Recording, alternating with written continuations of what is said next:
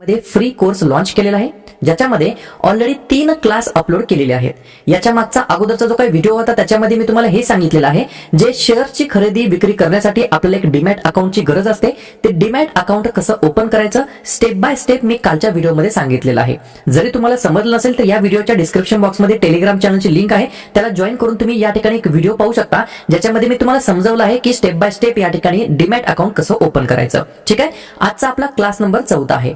या 4थ्या क्लासमध्ये आपण आज काय शिकणार आहोत की शेअर मार्केटमध्ये आपण बऱ्याच वेळेला ऐकतो की 99% लोक फेल होतात. हे फेल का होतात हे आज आपण शिकणार आहोत. शेअर मार्केट बद्दल काही गैरसमज आहेत जे की सर्वांच्या मनामध्ये असतात, ते आपण कोणकोणते गैरसमज आहेत ते पाहणार आहोत. या ठिकाणी मी तुम्हाला स्वतःचा पोर्टफोलिओ मधील काही शेअर्स दाखवणार आहे. याच्यातून मला तुम्हाला हे सिद्ध करायचे की मार्केटमध्ये खरंच पैसा बनतो की नाही. त्याच्यानंतर सगळ्यात महत्त्वाचं, शेअर मार्केटमध्ये काय केलं पाहिजे आणि शेअर मार्केटमध्ये आल्यानंतर काय केलं नाही पाहिजे याच्याबद्दल मी तुम्हाला आज डिस्कशन करणार आहे. ठीक आहे, सर्व गोष्टी महत्त्वाच्या आहेत. तुम्ही शेअर मार्केटमध्ये नवीन असाल तर नक्कीच हा व्हिडिओ शेवटपर्यंत पहा, जेणेकरून तुमचा लॉस बिलकुल होणार नाही. आणि जर तुमचा या ठिकाणी लॉस होत असेल तर तरी सुद्धा हा व्हिडिओ शेवटपर्यंत पहा, तुमचा लॉस नक्कीच या ठिकाणी कमी होणार आहे. काळजीपूर्वक ऐका. शेअर मार्केट म्हणलं की स्कॅम असा शब्द आपल्या डोक्यात येतो, किंवा शेअर मार्केट गॅम्बलिंग आहे, सट्टा आहे, जुगार आहे. तर नक्कीच आहे. तुम्ही जर काळजीपूर्वक पाहिलं तर आतापर्यंत शेअर मार्केटमधील काही मोठे मोठे स्कॅम झालेले आहेत, जसे की हर्षद मेहता स्कॅम होता, केतन पारेखचा स्कॅम होता, सत्यम स्कॅम होता. हे अशा प्रकारचे स्कॅम झालेले आहेत. हे झाले मोठे मोठे स्कॅम. छोटे छोटे सुद्धा स्कॅम वेगवेगळ्या जिल्ह्यांमध्ये आपण पाहत आहात, जसं की अलीकडेच बार्शीमध्ये एक स्कॅम सापडला होता शेअर मार्केटच्या संबंधित. सांगलीमध्ये झाला, लातूरमध्ये झाला, धाराशिवमध्ये झाला, बीड, पुणे, मुंबई, नाशिक, जवळपास वेगवेगळ्या नवनवीन या ठिकाणी जिल्ह्यांमध्ये हे शेअर मार्केट बद्दल स्कॅम होत असतात. या स्कॅम पासून कसं वाचायचं हे देखील मी तुम्हाला या व्हिडिओमध्ये सांगणार आहे. ठीक आहे, आता तुम्हाला या ठिकाणी एक छोटंसं मी प्रूफ देतो की शेअर मार्केटमध्ये खरंच पैसा बनतो का. कारण की तुम्हाला मी ज्ञान देतोय ना, तुम्हाला मी काहीतरी शिकवते ना, तर मला सुद्धा स्वतःला प्रूव्ह करायला लागेल की बाबांनो मी सुद्धा शेअर मार्केटमध्ये पैसे कमवत आहे. ठीक आहे, तर हे कमवण्याची माझी जी काही स्ट्रॅटेजी आहे, पद्धत आहे, ही सर्व मी तुम्हाला फ्री ऑफ कॉस्ट सांगणार आहे. तुम्हाला फक्त ही सिरीज शेवटपर्यंत पाहायची आहे. ठीक आहे, जसं की तुम्ही या ठिकाणी पाहू शकता, एक आवाज फायनान्शियल नावाचा शेअर आहे, जो की होम लोन मध्ये काम करतो. त्याचे माझ्याकडे 324 क्वांटिटीज आहेत. 1490च्या जवळपासची माझी बाईंग आहे. त्याच्यामध्ये सध्या मला 18,000 प्रॉफिट चालू आहे. त्याच्यानंतर कॅम्पस नावाचा शेअर आहे, जो की फुटवेअर इंडस्ट्रीमध्ये काम करतो. त्याची माझी या ठिकाणी 218 क्वांटिटीची बाईंग आहे आणि त्याच्यामध्ये जवळपास 3% मला रिटर्न चालू आहे. आयडीएफसी फर्स्ट बँकचे 200 शेअर्स आहेत, त्याच्यामध्ये जवळपास 92% रिटर्न चालू आहे. एचडीएफसी बँकेमध्ये 10% रिटर्न चालू आहे.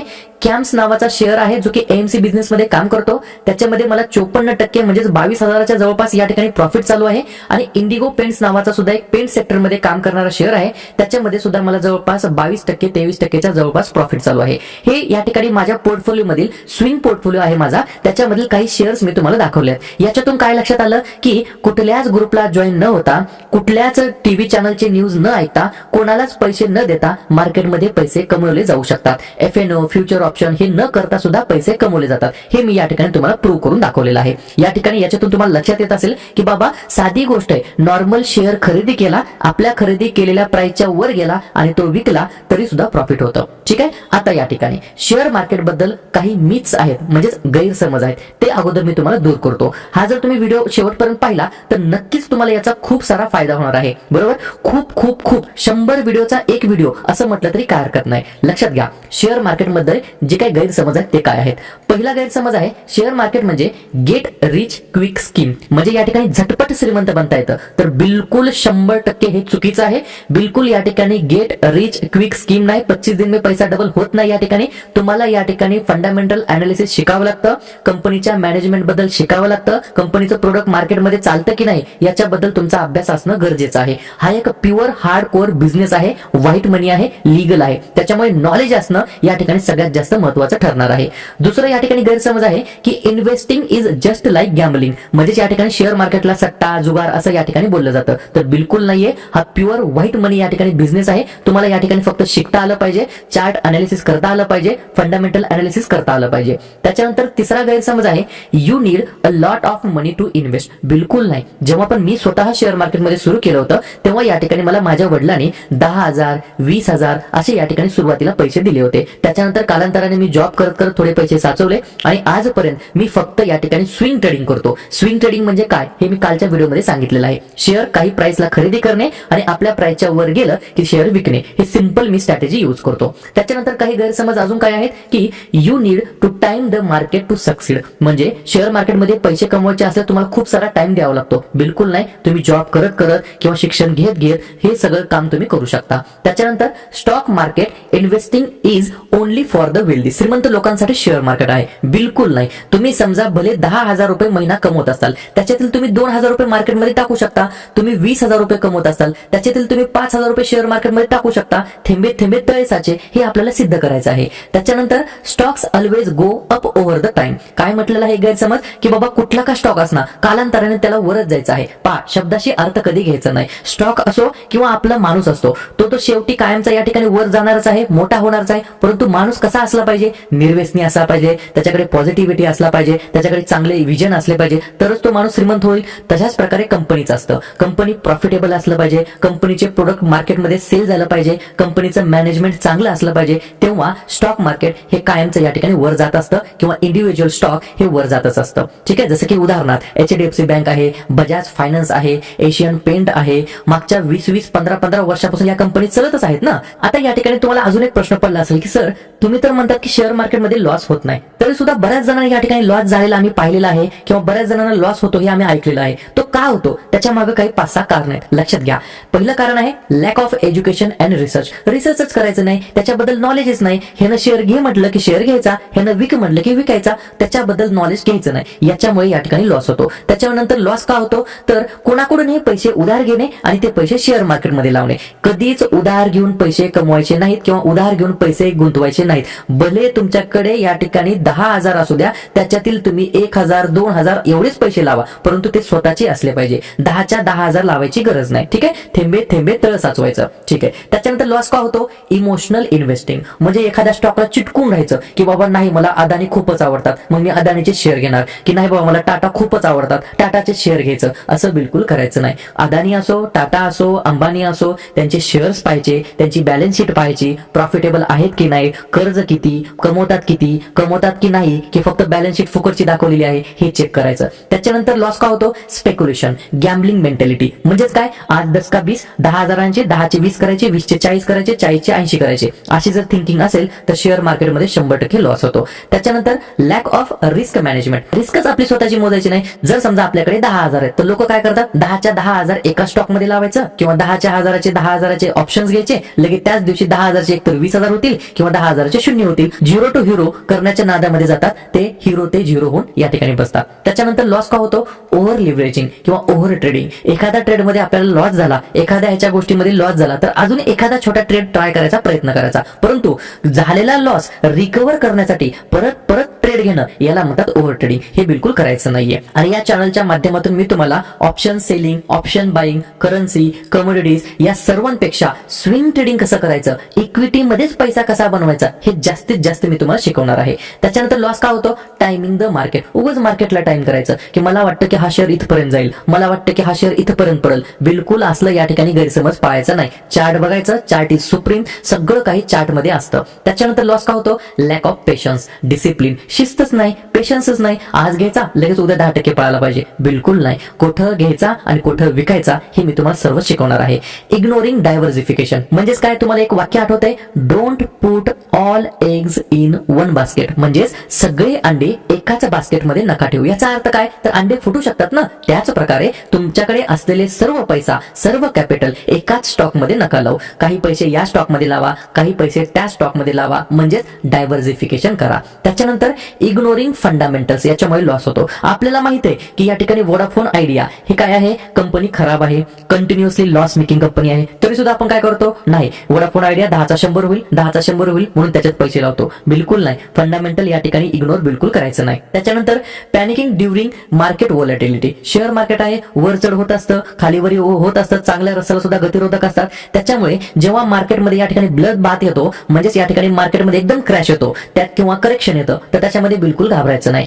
ग्रीन पोर्टफोलिओ असताना आपण किती आनंदी असतो, तसंच रेड पोर्टफोलिओ असताना फक्त लक्ष द्यायचं, चांगल्या क्वालिटी कंपन्या या ठिकाणी पिक करायच्या. पोर्टफोलिओ रेड झाल्यानंतर कंपनीचे शेअर बिलकुल विकायचे नाहीये. ठीक आहे. अजून एक गोष्ट मला सांगायची आहे, जे काही फ्युचर ऑप्शन मध्ये या ठिकाणी कार्यकर्ते काम करतात त्यांच्यासाठी स्वतः आता प्रत्येक ब्रोकर सुद्धा एक ऍडव्हर्टाइजमेंट करत आहेत. जेव्हा पण तुम्ही ऍप्लिकेशन ओपन करता स्वतः या ठिकाणी मोठे मोठे ब्रोकर सांगतायत की बाबांनो 10 पैकी 9 इंडिव्हिज्युअल ट्रेडर हे इक्विटी फ्युचर ऑप्शन सेगमेंट मध्ये लॉस करतायत. तरी सुद्धा आपल्याला त्या ठिकाणी कमवायचे पैसे, कशाला कमवायचे, या ठिकाणी जायचंच नाही आपल्याला. इन अँड ऍव्हरेज एक पर्सन 50,000च्या जवळपास लॉस मध्ये आहे आणि जे पण लोक या ठिकाणी पैसे कमवत आहेत 15 ते 50% या ठिकाणी ट्रान्झॅक्शन कॉस्ट मध्ये जात आहेत. त्याच्यामुळे बिलकुल या ठिकाणी 10तले 9 जण जर पैसे गमवत असेल तर आपल्याला कशाला तिथे धडपड करायला जायची आहे. सिंपल स्विंग ट्रेडिंग मध्ये पैसा बनतो ना, हेच मी तुम्हाला या चॅनलच्या माध्यमातून सांगणार आहे. ठीक आहे, आता ही झाली बडबड कशाबद्दल झाली, सगळ्या निगेटिव्ह गोष्टीबद्दल, गैरसमज बद्दल. आता तुम्ही म्हणताल की सर आम्हाला तर लक्षात आलं की या गोष्टी करायच्या नाहीत, आता आम्हाला फक्त हे सांगा की नेमकं करायचं काय शेअर मार्केटमध्ये.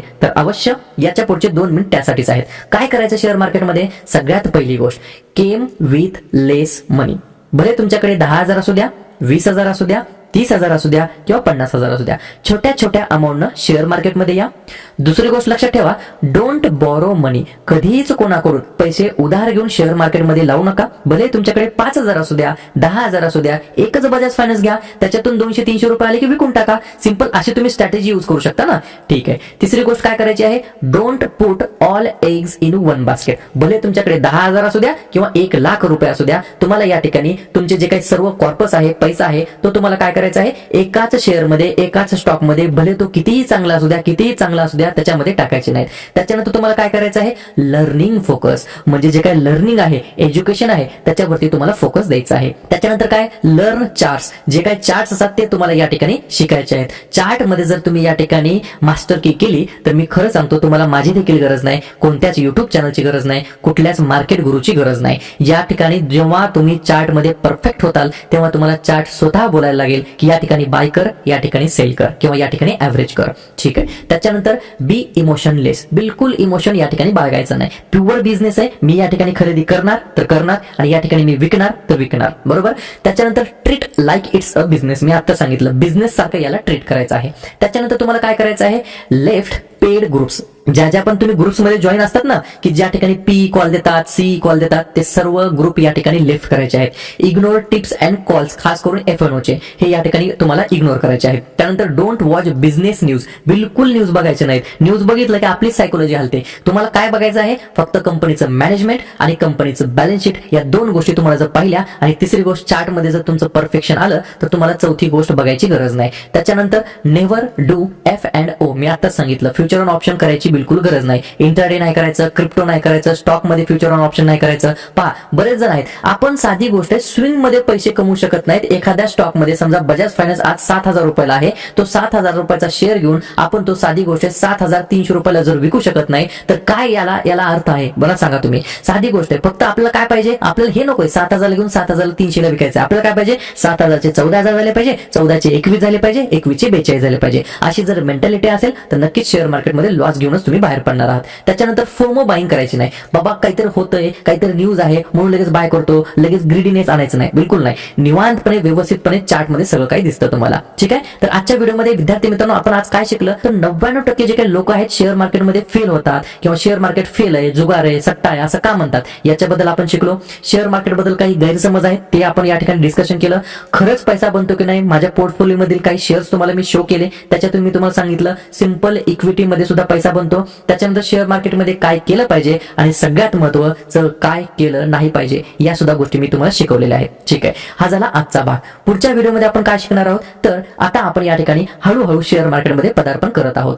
पुढच्या व्हिडिओमध्ये मी तुम्हाला हे सांगणार आहे की फंडामेंटल अनालिसिस काय असतं, फंडामेंटल अनालिसिस कसं करायचं. एक वेबसाईट आहे स्क्रीनर, आणि त्या स्क्रीनरचा पिळून या ठिकाणी जे काही नॉलेज आहे, पूर्ण नॉलेज मी तुम्हाला देण्याचा प्रयत्न करणार आहे. याला फंडामेंटल अनालिसिस म्हणायचं, हे मी तुम्हाला शिकवणार आहे.